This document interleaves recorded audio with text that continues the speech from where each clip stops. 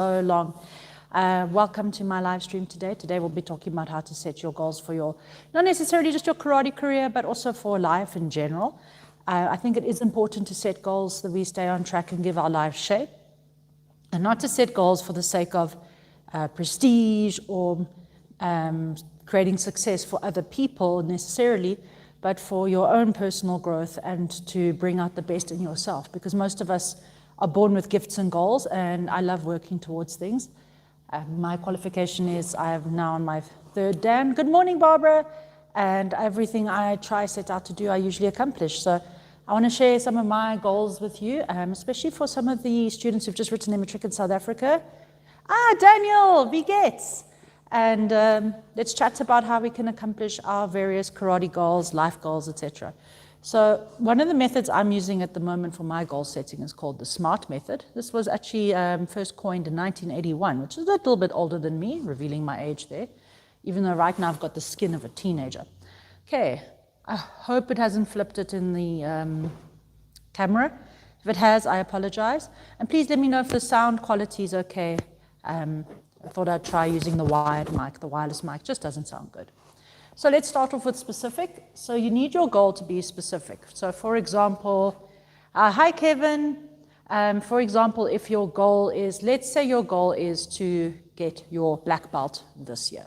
It's a straightforward goal that we can all work towards, or use as a framework for this discussion. If you'd like to put in any goals that you'd like help with in the comments, please do so. Love to hear from you. Right. Your first S for SMART is specific. Oh, someone must be talking. Oh no, sorry, Bobs. Yeah. Wait. I think there's a setting here. Retouch. Oh wow. AI's gotten really good. Okay, I can only flip the camera that way. We don't want that. Highlights saved. Oh, no, we don't want that either. Okay. Right. I will share a photo of this afterwards, I guess. So, specific, your goal must be specific, simple, sensible, and significant. So, say your goals, my goal is to get my black belt at the grading in 2025. Straightforward, simple. Next is measurable. So it must be meaningful and motivating. This is a nice straightforward goal because at the end of it you have a belt and you have a certificate. So it's a very measurable goal, and you need to know, for example, what content you're going to need to learn. So for example, in order to achieve my black belt at, say, Goju Karate Center, I need to know up to, if you're going for senior black belt, Sanseru Kata, Sanseru Bunkai, Randori, Hojo Undo, Sandangi, and all of those things that are underneath the banner of getting your black belt certificate. Is it achievable? And this is where you have to have an honest look and conversation with yourself. Is it agreed and is it attainable? If Sensei says to you, hell no, you're not grading this year, you haven't been in the dojo for 6 months, then no, it's not attainable, it's not agreed upon. But however, if those parameters are met and it is achievable, you've done your time, you're in good health, you have the availability to do the extra training required for your black belt, then great, this is an achievable goal and one you should definitely work towards. Is it relevant? Now, if you're doing karate, one of the goals, not all the goals, but one of the most important goals is actually to get your black belt. So it is a relevant goal, especially if you're looking at opening a dojo one day, or if it's something that you've dreamed of having since you were a kid, like I did. I dreamed of having a black belt since I started judo when I was 11. Is it reasonable, realistic, resourced, and results-based? So in terms of resources, you're looking at being at the dojo. Hi, Christian. So nice to see you online, my boy. So is it resource, which means do you have access to the dojo? Do you have time? There is a financial implication as well, because unfortunately black belt prices are set by the governing federation, so you have to think about that. Is there something that is reasonable? So for example, we've had people do it before, but it is tough to try do your black belt and write matric. So that's something to consider in your mental bandwidth. Then time bound. One of my favorite phrases I've learned lately is that goldfish will expand to fit the container they're in. So it's important to put limits on things, and by having a time-bound limit. So time-based, time-limited, time-sensitive. Now, Black belt's not time sensitive. You can grade for black belt, it could take you 8 years, 10 years, 15 years. It is one of the reasons why we put minimum time bounds on it, is because that's how much time it takes to acquaint yourself with the material, to improve significantly since your last grading. Also, we really don't want 50-year-olds running around a 10th dance.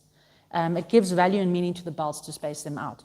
So by making it time bound, so for example, the time bound this year for our black belt grading in our dojo is 29th of November. I'm now currently filming this in mid-January. And there's a great saying, the trouble is you think you have time. That time will vanish over the course of the year. So making sure your goal is time bound and you have incremental things. For example, we do a pre-grading test in August. If you're not ready by August, you're not going to be ready by November. So that's like our pre-test to give people like a heads up, like, listen, you're not going to be ready unless you do this and this, or you are ready and you need to polish this, or you are well in advance, keep up the good work. So that's called a SMART goal. That's one way of doing goal setting. What I also want to look at more is what's called habit stacking and identity goals. So look at me using paper like it's 1995.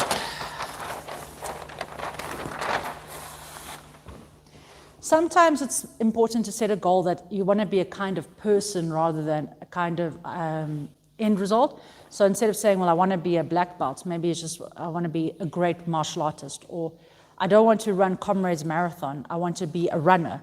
Because sometimes you can have the goal, hit that goal, and then you stop doing the great habit that comes with it.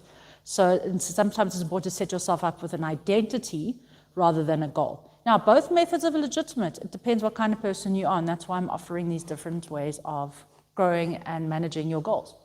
So I live and die by the Atomic Habits method. There is a link in my bio, and I also use the Atomic Habits app. The Atomic Habits app. Oh, tongue twister. So using habit stacking, so that's tying habits together to make them grow and to become a natural part of your daily life. So for example, I've got a habit stack where every time I take meds in the morning, I have to drink 2 glasses of water because I'm not so good with the hydration thing. I think me and everyone my age just spent our childhoods perpetually dehydrated, and now we have to learn to drink water by choice. The other option is, for example, when I get into bed at night, I will read 10 pages because I want to go back to being a reader. Now, I used to be a prolific reader. I used to smash 1 to 3 to 4 books a week, depending on the length of the books. I want to go back to being that person, and I want to re-identify myself as a serious reader, rather than someone that just mindlessly consumes content. So habit stacking helps. And then set your environment up for success. So for example, let's go back to karate. What is making it harder for you to get to the dojo? So for adults, maybe it's the fact that you need an extra gi that you can pack in your car, and always have an extra gi in your car and clothes, so that if there's an opportunity for you to just go past the dojo and come train quietly in the back or make use of the equipment or train in the dojo garden, you've set yourself up for that success rather than, oh, I don't have anything to train in, I only have my work clothes. For example, if you need a little bit of motivation, sometimes it helps if you tie up with a friend in the dojo and you say, hey, today we're going to the dojo together. I'm fetching you at 7:30 and we will be at the dojo. I'll see you outside your door. And setting up yourself for an environment that's successful. If, for example, you are trying to improve your eating habits so that you have more energy for the dojo, set up your environment for more success. So for example, now I have the most prolific sweet tooth. I will smash a slab of chocolate like there's diamonds at the bottom of it. So to set myself up for success and not have energy drops and everything, I just don't have chocolate in the house. I know that sounds super obvious, but you'd be amazed what a difference it makes just to set yourself up for success rather than relying on your willpower and your motivation every day, because you get decision fatigue. And if you're a parent, by 9 o'clock, you are ashes because you've been through like the suicide hour of bedtime routine, or in my case has been nonstop from 8 to 10 at night, 8 in the morning to 10 at night. And of course, having a slab of chocolate means that chocolate is going to get devoured while I scroll mindlessly through TikTok. So of course, now we set ourselves up for success. Maybe downloading an app like ScreenZen, which I love. ScreenZen creates hard blocks on apps that you know are wasting your time. Whether it's Twitter or Instagram or TikTok or YouTube, except my YouTube channel, obviously. You can use screens then to give yourself like allowed breaks. So rather than banning yourself from the app altogether, you could tell the app, let me have 15 minutes and then slam me out for the rest of the day. I find that's very helpful in reestablishing healthy digital, what we're calling digital well-being or digital sobriety now. So these are all ways that you can set your environment up for success, because at the end of the day, we are so human and often so tired and so overwhelmed that we need to set up these guardrails for ourselves so that when the motivation is low or the willpower is low, we have surrounded ourselves with ways to be more successful. I've touched on that. I also use timers for everything, mostly because I have sometimes the brain of a goldfish. I am well known for leaving microwaved cups of coffee to rot in the microwave because I've completely forgotten about it. But setting timers really helps. For example, if you know you've only got 10 minutes and you've got your own chi at home or a dumbbell, or you just say, okay, in this 10 minutes, I'm going to set 10 minutes aside in my workday, I'm going to do sanshin or tensho kata. That 1 or 2 katas you do every day is an extra 365 katas you've done a year without really making an effort. So these are all the little ways that you can set yourself up for success, especially going back to your SMART goal and say your grading kata is sanseru. Okay, when I make coffee, while I wait for my coffee, I will do sanseru in the kitchen, if you have space, obviously. Or even if you just practice doing the hand motions without moving your feet. Or you visualize the bunkai. Okay, I'm going to block, 1, 2, block, the chest, 1, 2, kick. Oh, look, you practiced bunkai. It took you 5 seconds. So these are all the ways that you can work towards the kind of person you want to be, on top of everything and all the constraints in our lives. Oh, another suggestion. 2 friends of the channel, Les Bubka and Chris Hansen, have started selling karate journals. If you're the journaling kind of person, to keep it in your karate bag. Today we did this, I felt this, I'd like to work on that. And I'm so glad I kept a journal when I was a deshi, and I wish I'd kept the habit, but it's so rewarding to look back at your karate and your career and see where you've grown and look back on the person you were and the person you're going to be.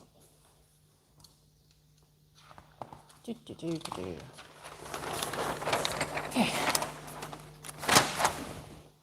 The next thing I really want to touch on is the why you are setting this goal. One of my favorite sayings is prestige is fossilized inspiration. So you must do it for you or you'll never accomplish it.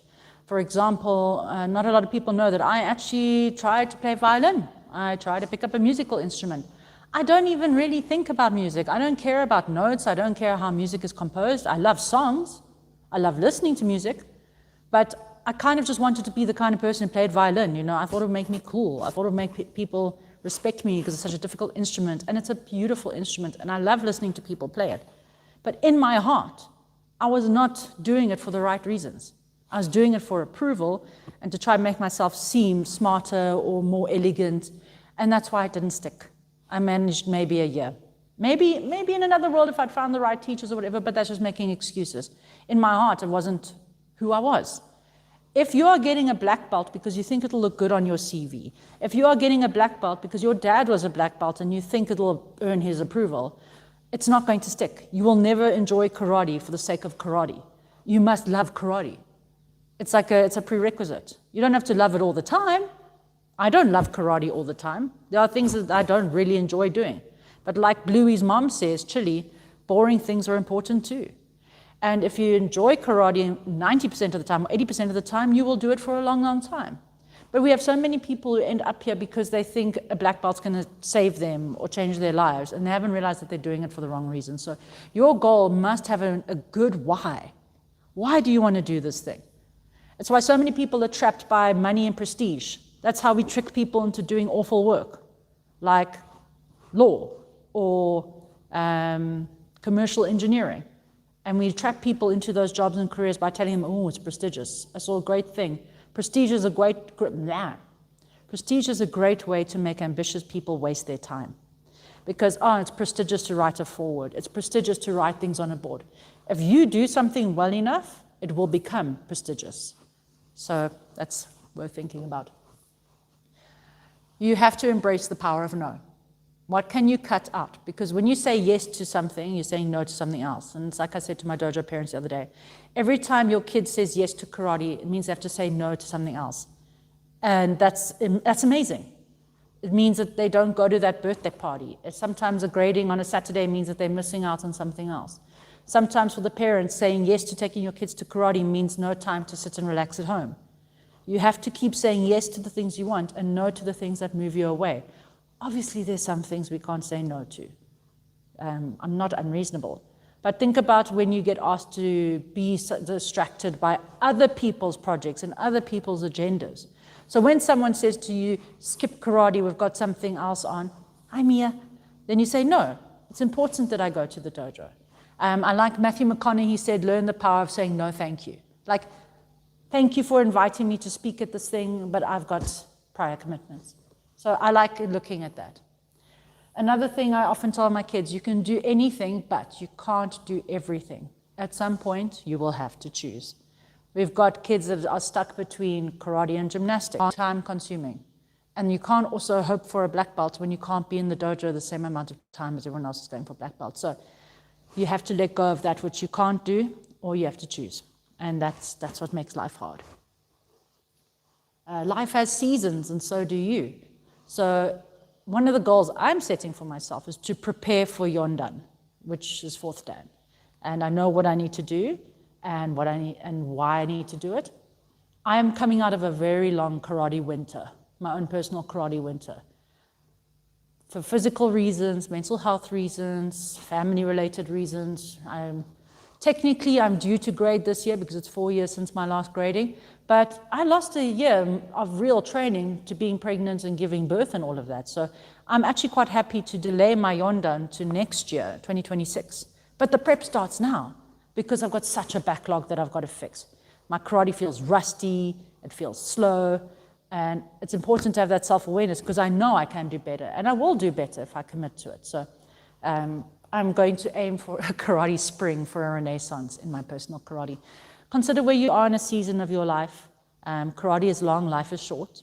My fellow moms, your karate is often the absolute last thing you get to do. Even though it's your unicorn hour where you get to do what you love, and it's about you, and it's not about your kids, or about your commitments, or the millions of other things of mental labor that you're juggling in your head at any given time, often you are forced to place your karate last. Even if it's only for a short time while your kids are small, because those of us in little kid hell know all about it. Salute, Alexander. Welcome to the live stream.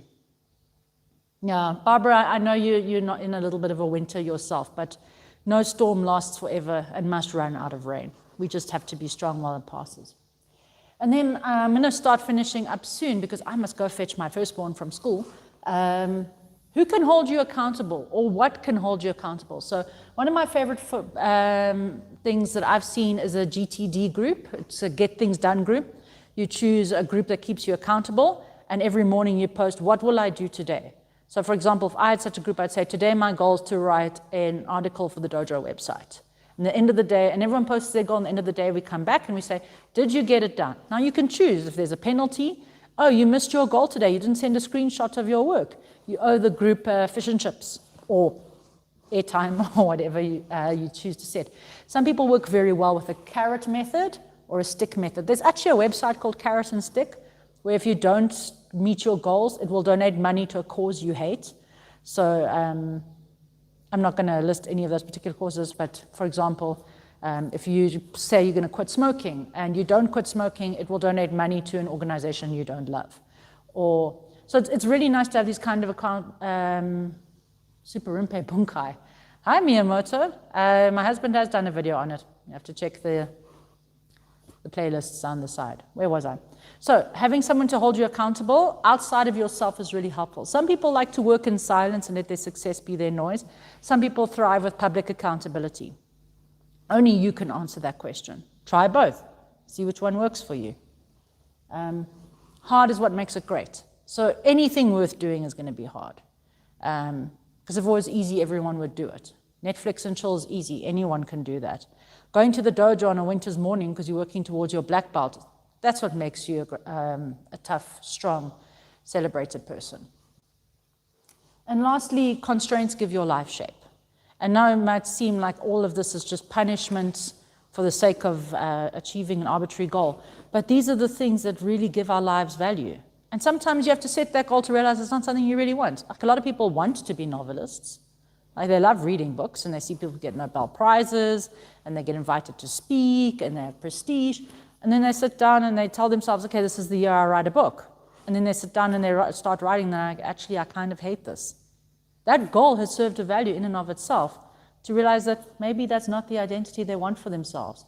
And a lot of things seem like a good idea until execution.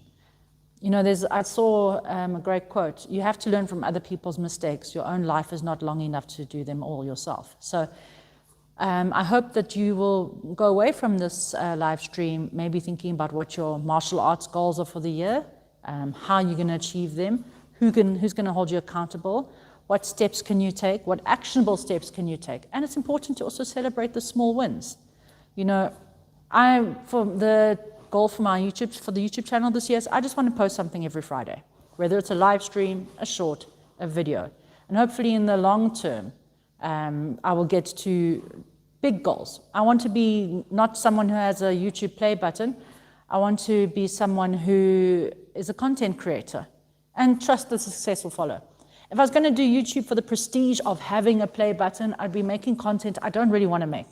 I don't want to make reaction videos. I don't want to do Mr. Beast style content. I don't want to do get ready with me content. I just want to make karate content. And maybe it's not clickbait enough, but it's the content that makes me happy, that I enjoy doing. So that's always something to think about. Let's check in. Thank you, UAB. That's so kind. I hope you also have a blessed day. Barbara, just to make classes regularly, that's a wonderful goal. James Clear of Atomic Habits says, never miss twice. So it's okay to miss sometimes, but you don't miss twice in a row. And that's a very good way to stay consistent in your goals. Right.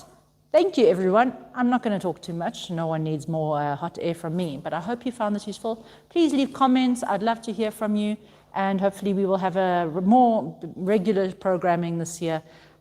Hold me accountable. Drop me texts, drop me comments, and send me emails. I'd love to hear from you all and say, hey, Zoe, are you editing? Thank you so much for your time. Arigato gozaimasu. Sayonara, everyone.